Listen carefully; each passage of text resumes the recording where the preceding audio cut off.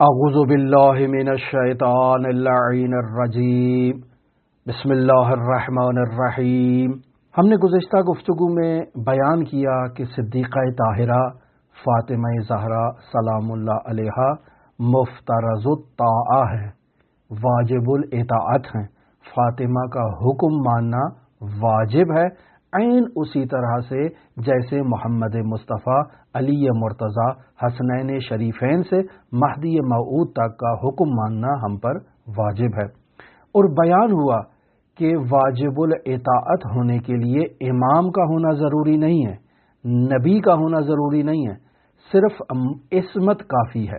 یعنی اگر معصوم ہے تو معصوم کا قول، فعل اور تقریر فقہی اعتبار سے حجت ہے، لہذا ہمارے اوپر اس کی اطاعت کرنا، قولاً فعلاً اس کی اقتداء کرنا اور تقریر میں اس عمل پر اس کی رضایت کو، اس کی خاموشی کو حجت جانتے ہوئے عمل کو اس انداز میں انجام دینا، یہ ہمارے لیے حجت ہے۔ لہذا اگر معاشرے میں کسی شخص میں ایسا نظریہ پایا جائے کہ فاطمہ واجب الاطاعت نہیں ہے تو وہ اپنے عقائد کی اصلاح کرے۔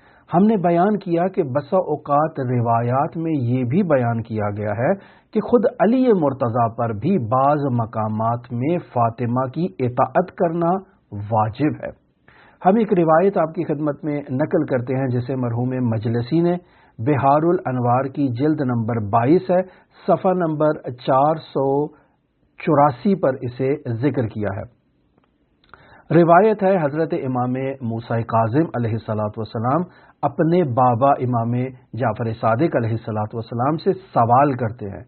امام موسیٰ کاظم سوال کرتے ہیں کہ بابا جان بتائیے کہ جب ملائکہ رسول خدا صلی اللہ علیہ وآلہ وسلم کی بارگاہ سے تشریف لے گئے تو پھر کیا ہوا؟ تو امام جعفر صادق فرماتے ہیں کہ اس وقت بیٹا یہ ہوا کہ رسول خدا صلی اللہ علیہ وآلہ وسلم نے علی مرتضیٰ، بطول اور حسنین شریفین کو اپنے پاس بلایا اور پھر سوال کیا اس بیت میں، اس گھر میں کون ہے؟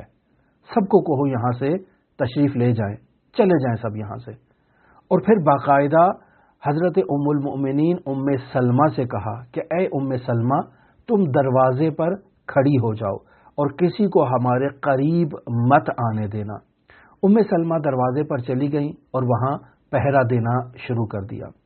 اب ایسے میں رسول خدا نے امیر المؤمنین کو اپنے قریب بلایا، امیر المؤمنین قریب گئے۔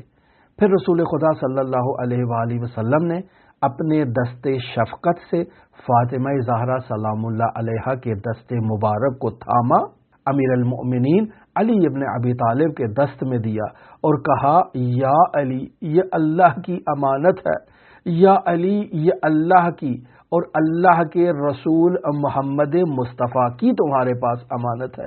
اے علی اس امانت کی اللہ نے بھی حفاظت کی ہے، اے علی اس امانت کی میں نے بھی حفاظت کی ہے، اے علی اس امانت کی تجھے بھی حفاظت کرنا ہے۔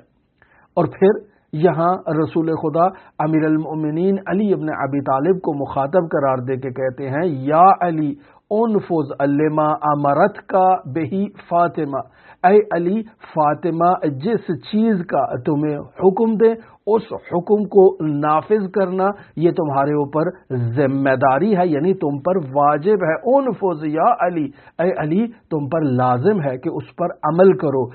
فقد امرتها باشیاء، چونکہ میں نے فاطمہ کو کچھ باتوں کی وصیت کی ہے، امر کیا ہے، امر بہا جبرائیل، کہ جن باتوں کا جبرائیل نے مجھے حکم دیا ہے، پس اے علی تمہارے اوپر لازم ہے ان موارد میں فاطمہ زہرا سلام اللہ علیہا کی اطاعت کرنا۔